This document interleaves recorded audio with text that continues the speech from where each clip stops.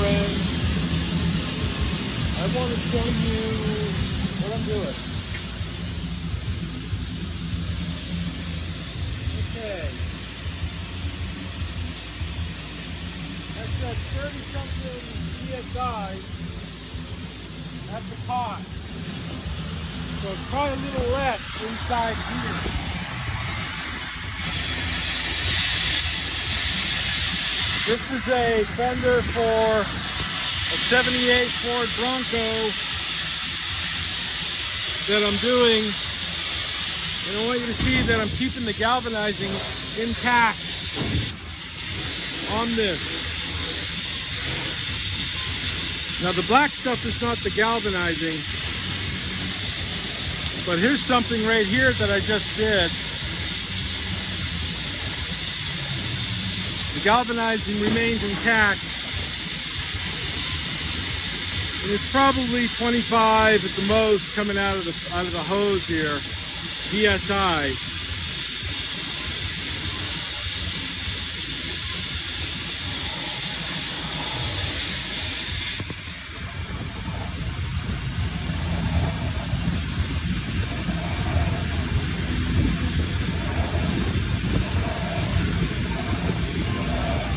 Now this is the type of blasting that your sandblaster could never do. Simply because he loses control because he has so much pressure coming out. And then when you have to lower your pressure, you lose control. Meaning you can't, how do I say that? When you lower your pressure to try to gain control, you can't push the media through the hose. So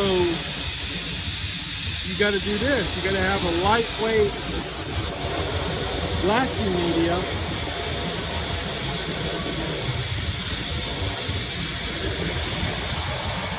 So you can maintain control.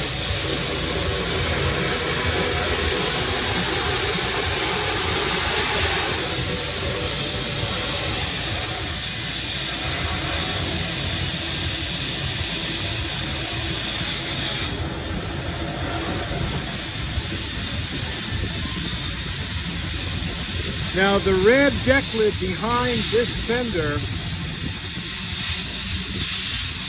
I was going to not media blast it because it's so bad, but the new ones are $499. So I'm going to continue blasting it for the customer, and maybe he has somebody that can fix it. Maybe he himself will take the time to fix them, because they're not worth fixing if you're going to pay somebody big labor charges to fix it.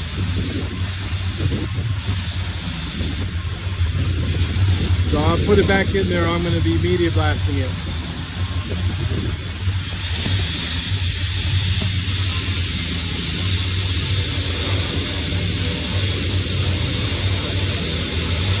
Rust is really bad, folks. Rust is so bad. Rust takes about three times as much labor, man hours to media blast the rust off versus paint. It's crazy how bad rust is and how it destroys everything, including your pocketbook.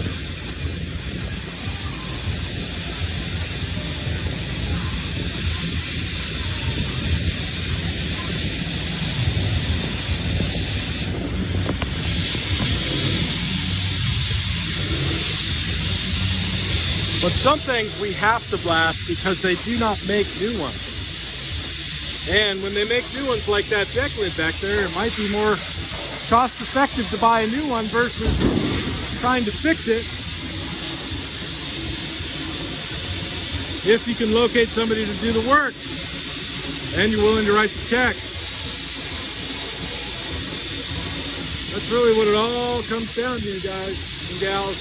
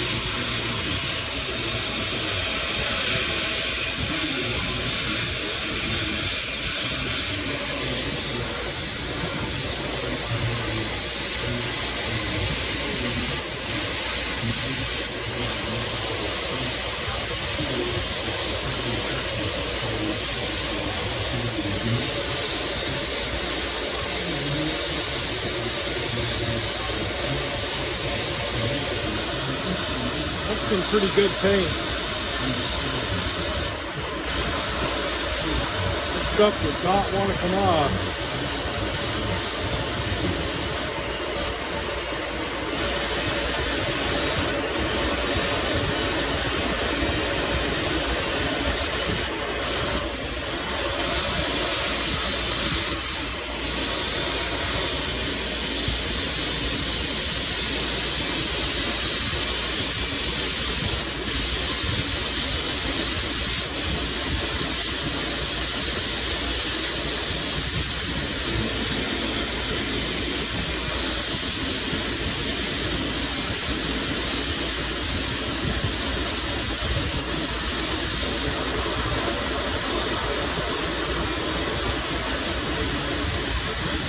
That long L-shaped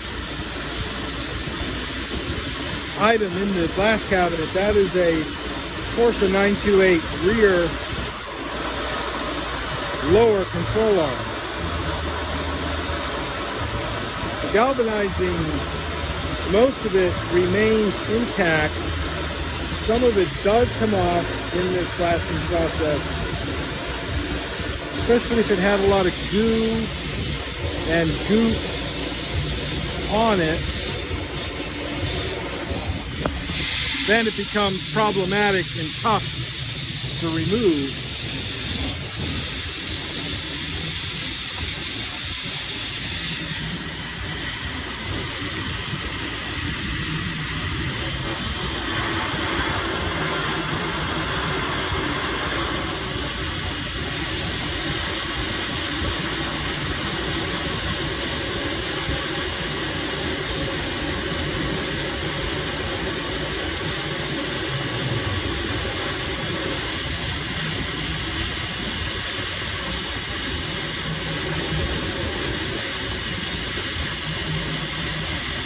Now remember folks, this is plastic media coming out of this nozzle, ripping this paint off, and not doing any damage to the metal underneath it. And if there's any rust underneath it, it is going to irritate the rust. It is going to start breaking it away to some degree. However, it's not as good as a harder, higher up on the Mohs scale level of hardness media as some of the other things that are out there more prone to do that. But it's always balanced because you don't want to damage the metal. You want to keep the metal in as pristine condition as possible with a very slight profile, perfect for priming, which this metal, when I'm done, will be exactly that, perfect for priming.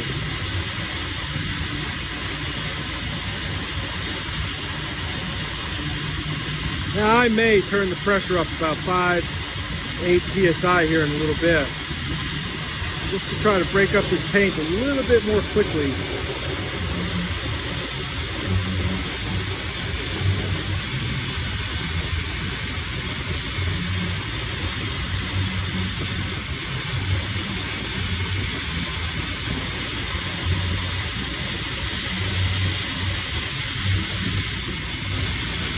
So you can barely see the media coming out of the hose.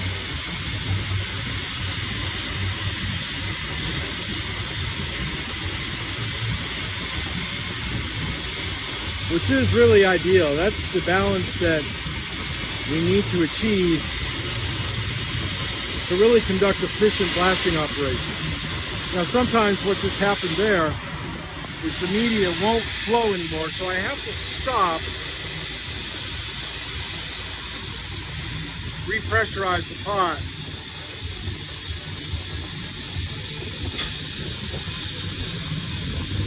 and then let's try this again.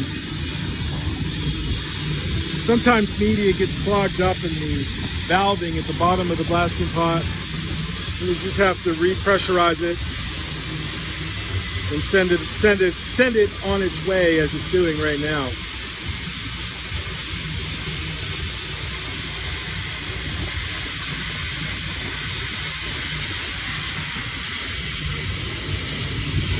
You gotta remember also that I've learned that blasting is really a technique that you have to develop.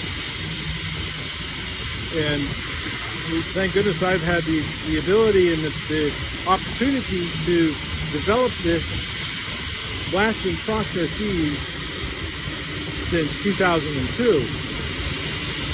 When I bought all this equipment from a gentleman up in Killeen.